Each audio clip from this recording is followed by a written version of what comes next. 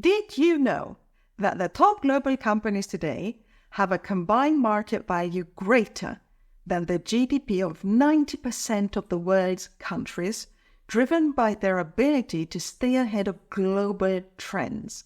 This number is astonishing.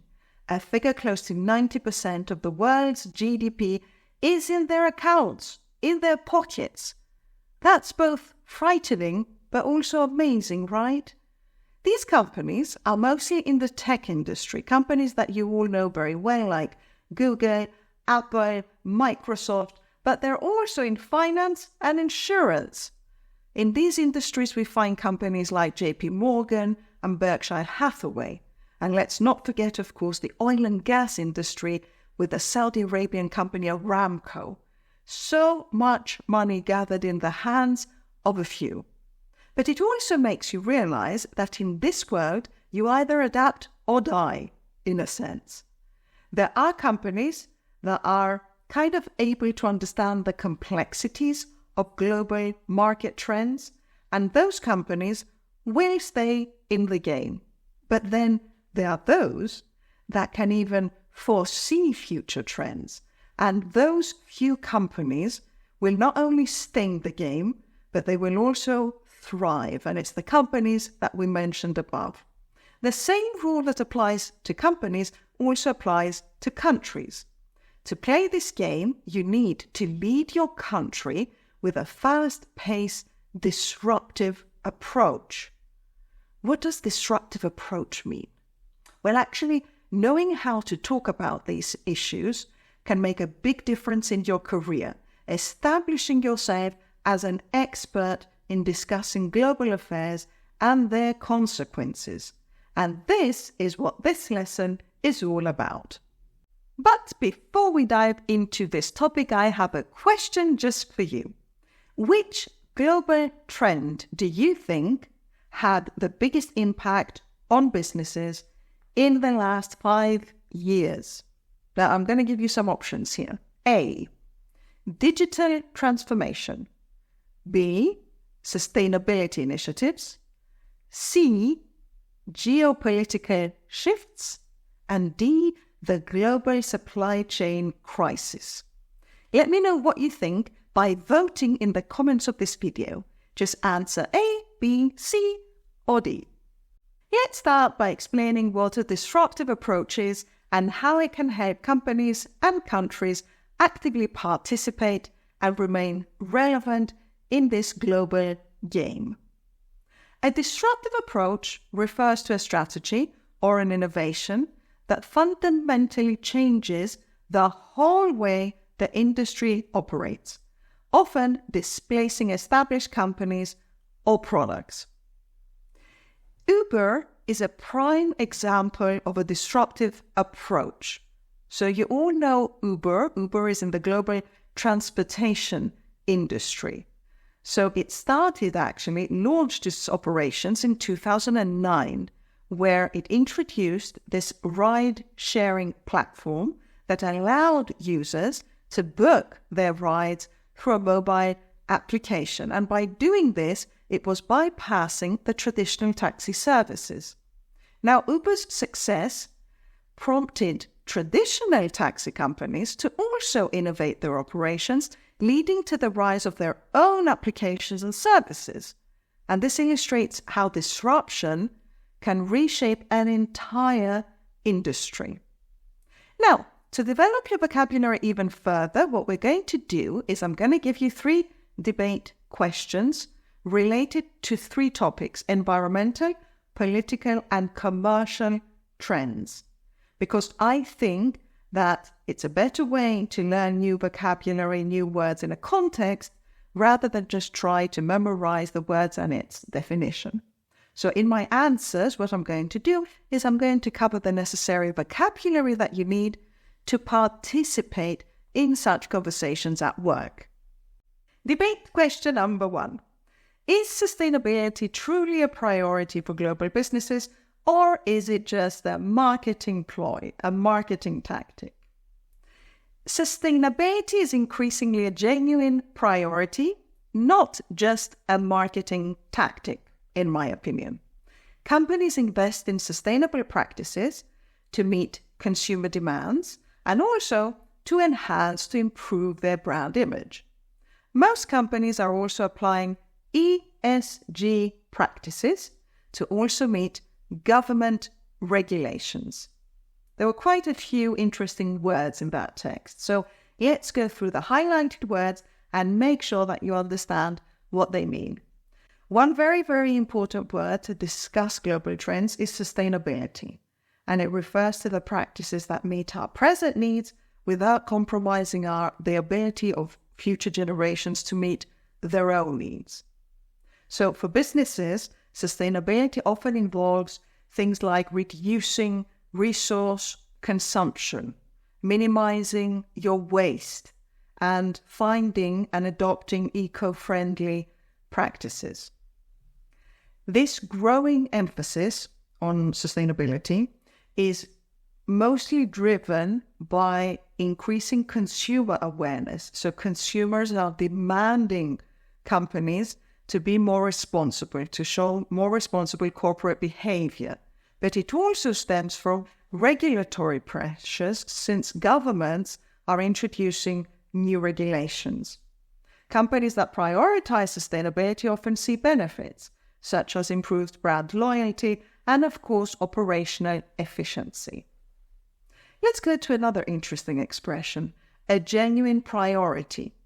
When something is described as a genuine priority, it means that it is not just a temporary focus, it's not just a marketing strategy, but it's a commitment that's held deeply within an organization. For businesses, making sustainability a genuine or real priority involves integrating sustainability practices into their core values and operations, rather than just treating it as an afterthought or a public relations exercise. This commitment can be represented in many ways, such as investing in sustainable technologies, for example. You can also engage your stakeholders in sustainability efforts and actively report the progress on this sustainability, so be more transparent towards your customers and investors. ESG are three initials that stand for environmental, social, and governance, and these refer to three central factors in measuring the sustainability of a company. Let's break these down. So the first letter starts with E, and it stands for environment. Environmental criteria consider how a company performs as the protector of nature, including its energy use, waste pollution, and, of course, natural resource conservation. The second letter is S, and it stands for social. Social criteria examine how the company manages its relationships with its own employees, with its outside suppliers, customers, and communities where it operates, including issues like labor practices and community engagement. And the last letter G in ESG stands for governance, which focuses on a company's leadership style, its executive pay audits, internal controls, and shareholder rights.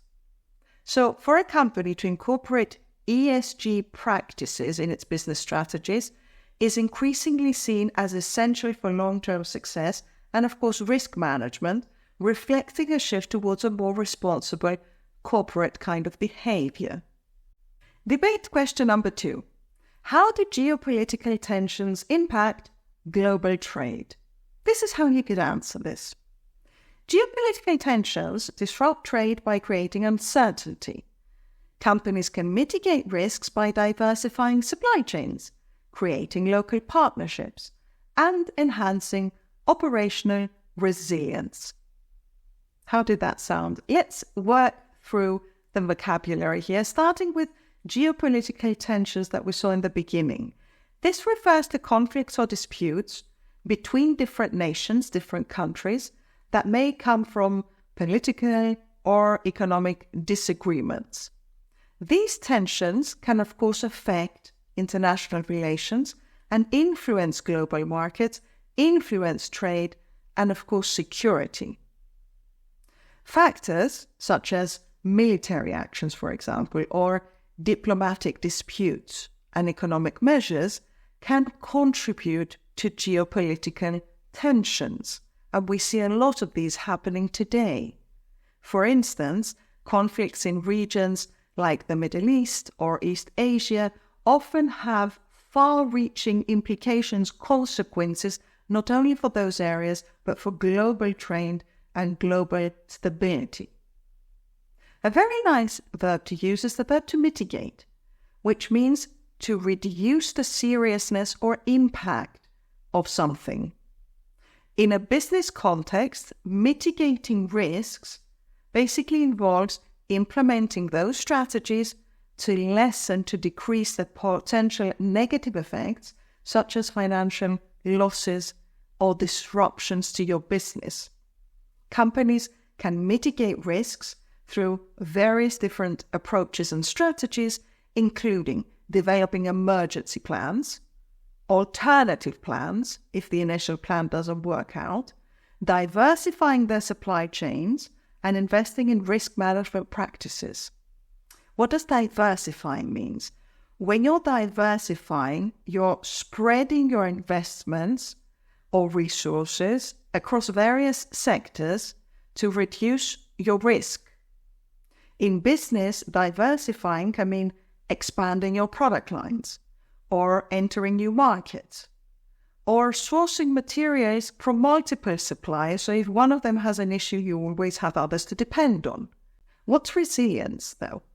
Resilience is the ability of your company to adapt and to recover from disruptions or challenges. It's basically how strong your company is to withstand problems. This concept is crucial for businesses, particularly in an unstable global environment like today, as it determines their capacity to maintain their operation during a crisis. Debate question number 3. In light of the global supply chain crisis, what changes do you think companies should make to remain competitive? To remain competitive, companies should embrace agility through digital transformation and nearshoring. Collaborating with suppliers increases resilience and innovation in a volatile landscape. Okay, let's go through the words of this answer. Agility is a very nice word used to describe the ability of an organization to rapidly adapt to any changes that are happening in the market environment while maintaining its operational efficiency. Agile businesses can respond quickly to consumer needs, to market trends, even to unforeseen challenges, because they're prepared. This kind of adaptability is essential for innovation, as agile companies are more likely to experiment, to learn, and implement changes much more effectively than others. Now, key aspects of agility include flexibility in their processes, for example, a responsive organizational culture where people are responding quickly to any issue that comes up, and the ability to make quick decisions with real-time data, so access to systems that offer you real-time data. Agile methodologies such as Scrum or Kanban are often employed in project management to enhance adaptability. Now let's go to another nice word, nearshoring. And this is the practice of relocating your business operations or your production facilities closer to a company's home, even in the nearby countries. This strategy can help businesses firstly reduce their transportation costs, of course, because it's closer, minimize lead times, and mitigate risks associated with distant, with very far away supply chains. By nearshoring, companies can respond more quickly to the market demands and also maintain better control over their company's operations.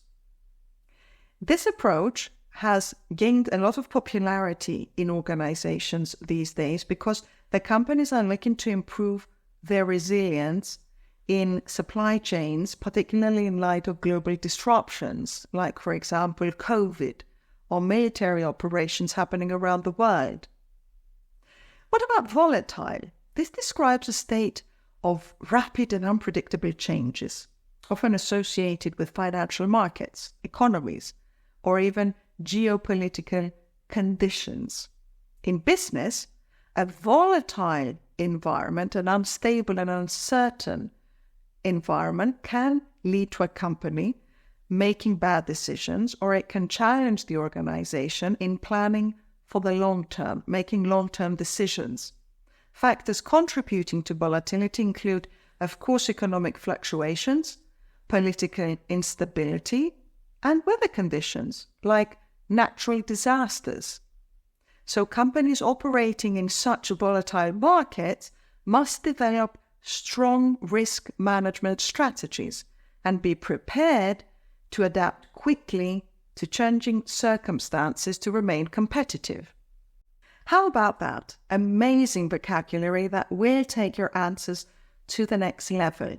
So don't be afraid to practice and use this language, because it will really help you sound more profound, and people will establish you, will consider you an expert in this field. What I would like you to do is start by using one word, and then once you feel comfortable with that, you can move on to the next one and keep adding words as you move along. Okay, so to lighten the mood and before we wrap up, why don't I share with you some fun facts about current global business trends that may also give you some great ideas on new and interesting products or services that your company can develop to stay in the game. The first fact is the rise of esports. Esports have grown so much that some tournaments offer larger prize pools than traditional sport competitions.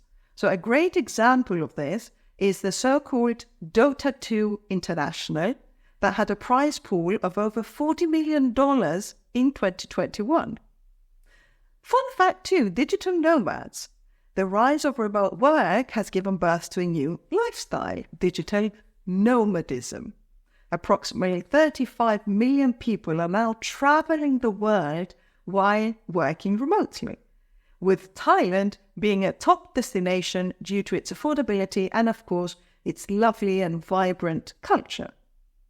And a third global trend is the self-care revolution. Self-care has become a global trend, with the wellness market reaching over $4.5 trillion, since people are investing in everything from meditation apps to luxurious spa treatments. Okay, so that's all for today's lesson on how to discuss global business trends in English. Thank you for watching and participating in the poll at the beginning of this exercise. It would be interesting to see what people think are the biggest global trends happening right now. Be sure to subscribe and hit the notification bell so you don't miss out on any of our next lessons. Have a great day, and I'll see you in our next video.